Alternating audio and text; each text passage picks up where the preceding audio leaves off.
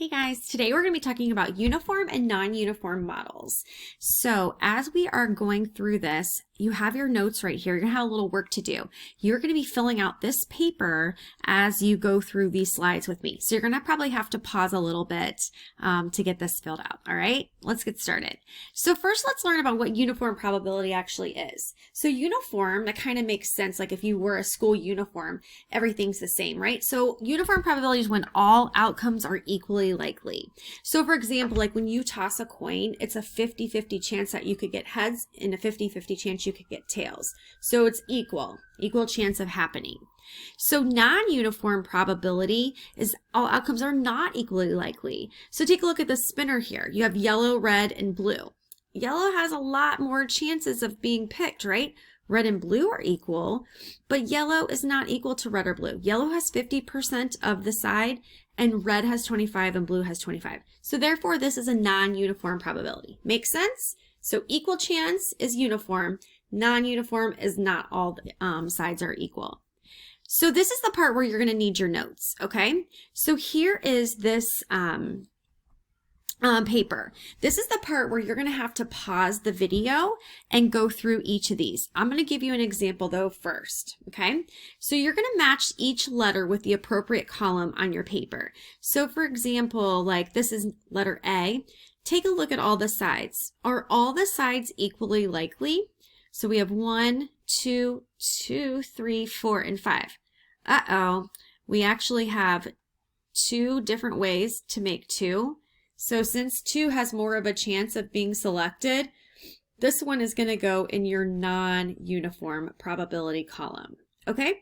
Pause this video and I want you to hit play when you are done matching all of the letters. Hopefully I'm not in your way here. Okay, the next part is valid sample.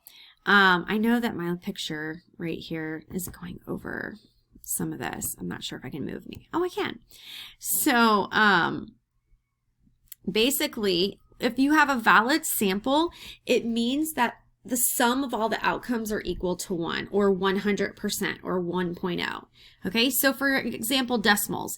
The sum of all the outcomes are equal to 1. So if you want to know if this sample is valid versus non-valid, it has to equal 100% or 1.0. So you take the column, you just literally add this plus this plus this plus this. See how we did it here? And if the answer is 1, then yep, that's valid. This one is valid. Okay? Fractions. So that's with decimals, 1 or 1.0. Fractions, the sum of all the outcomes have to also equal 1. So listen, you take all of these probabilities, you add them together. If you get 1, then yes, it's valid. If you're looking at percents, they have to equal 100%. So take all of the different percents, you add them together, and if it equals 100, then yes, it is valid. So sometimes it's not going to be valid. If it equaled like 95%, then you're like, no, it's not a valid sample. So let's take a look at some of those. So like we have here, put my little video back up, the non-valid samples are sum of outcomes do not equal 1 or 100%. Okay, so here, like this is trial 1, trial 2, so on and so forth. We're going to take all of these different decimals. Once we add them up, look at this, it's 0.9.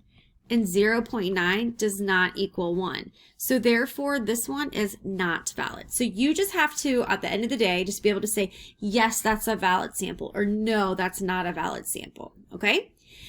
So going back to your paper now, we are going to match each letter with the appropriate column on your paper.